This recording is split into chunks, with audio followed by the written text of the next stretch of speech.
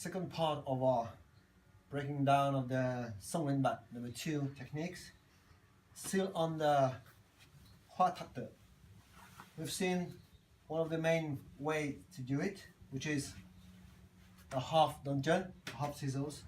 But also there are some other ways more common in Vovinam Song Luyen Vat So High.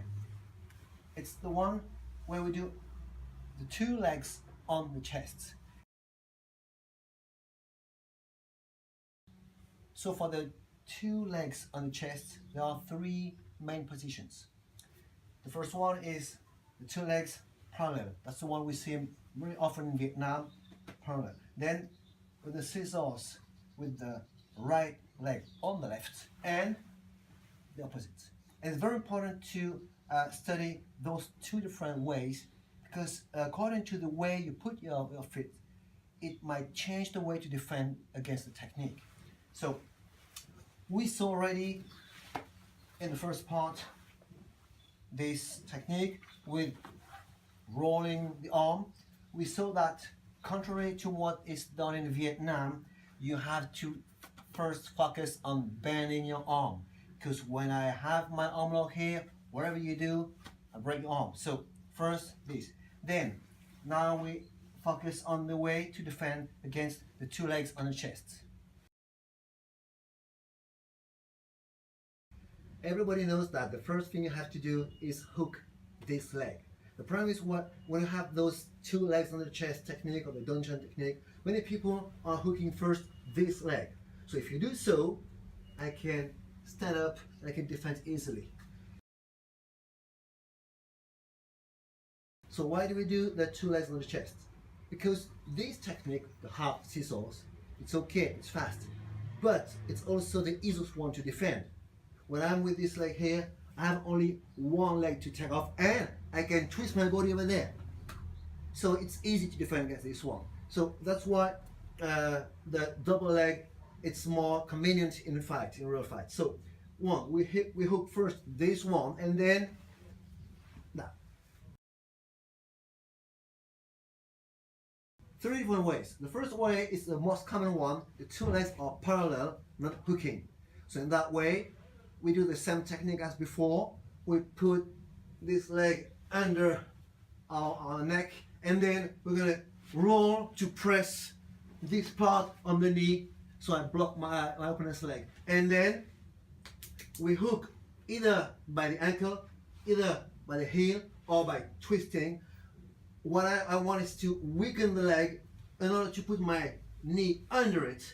So what I want to do, once I block this leg, if I don't do that, she's going to get again, and then we have to do everything from the beginning.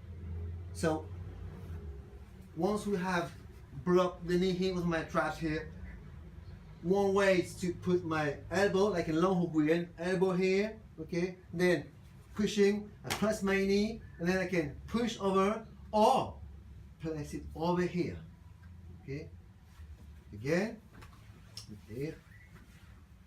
So I repeat, that's the first option with the legs parallel. 1, 2.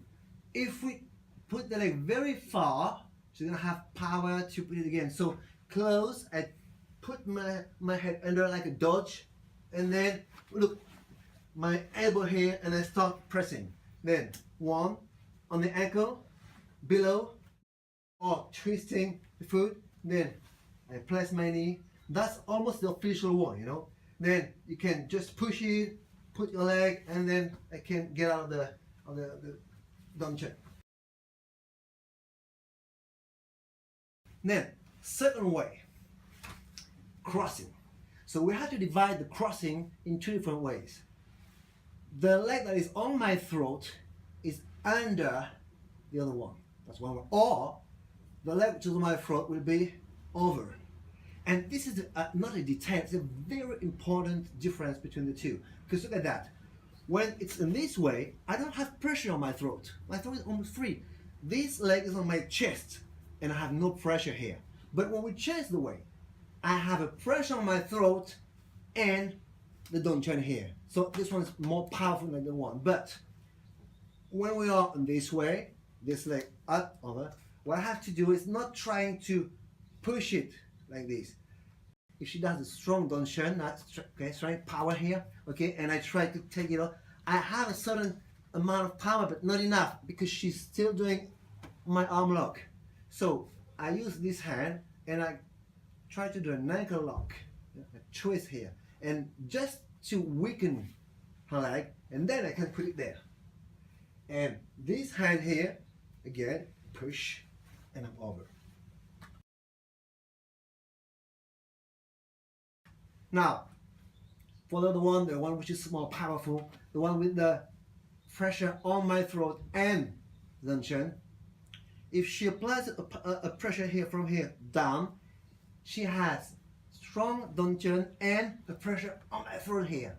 So I would have to do this first to avoid the pressure on the throat, okay? Then try to get an ankle lock. Oh, if I get an ankle lock on the low leg, it's okay, but she still has two elements, arm lock and the Dongchen.